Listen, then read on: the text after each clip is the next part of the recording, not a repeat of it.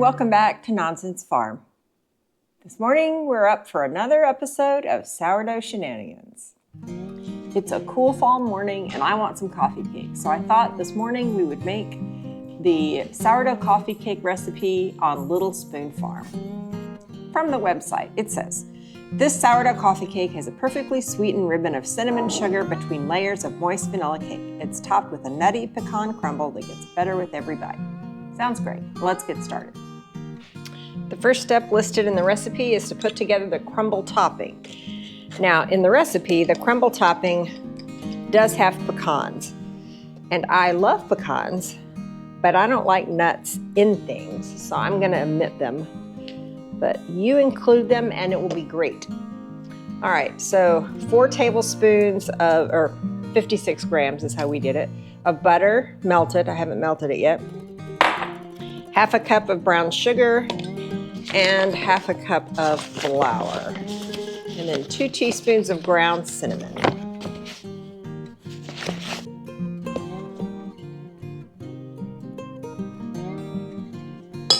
Let's melt this butter.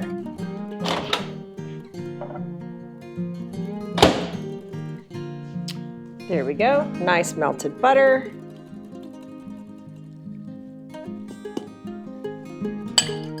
I don't know about you, but I think the crumble topping is the very best part of any coffee cake. There we go, I think that looks good. Next step, set it aside and let it cool. Got it. All right, cinnamon sugar filling.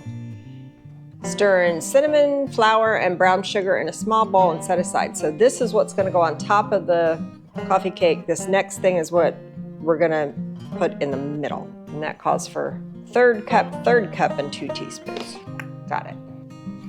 1/3 cup of cinnamon, 1/3 cup of flour.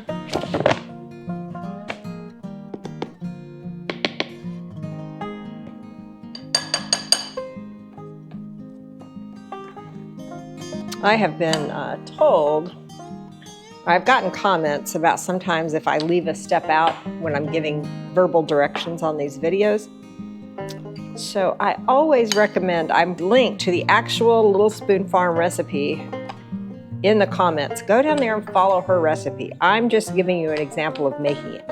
So I may or may not say every single step. I try to, but you know. So always follow the recipe. All right, there is our cinnamon for the middle. Now we get down to the actual batter. Now preheat your oven to 350, all right? And it says to lightly grease a 9x9 metal baking pan with butter or cooking spray. I don't know if I have a 9x9 metal baking pan, so I'm gonna go with glass. And of course, everything's better with butter, so I'm gonna use butter. You know, a lot of those cooking sprays, for one thing, have things you can't pronounce. And then also, the oils that they use are seed oils, which we do try and stay away from. All right, there's our butter. In a large mixing bowl, use a spatula to cream the butter, the light brown sugar, and the granulated sugar until smooth. So, fun fact, I didn't get the butter out of the freezer until just before I started making this video. So one thing you can do is you can actually grate the butter into whatever you're making so that then it'll cream really well. You don't have to wait for it to thaw out. So let's get started. 115, yay. Half cup light brown sugar, half cup granulated sugar.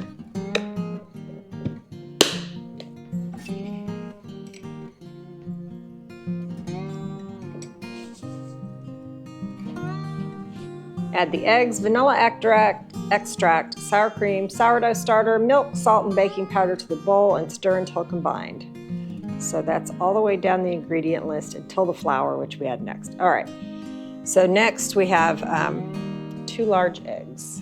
I just got these eggs out from under the chickens yesterday afternoon, so I need to wash the bloom off of them real quick.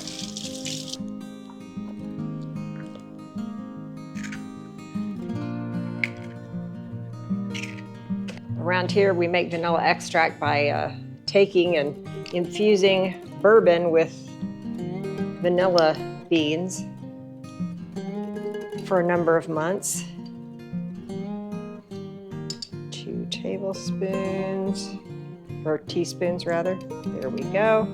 All right, half a cup of sour cream.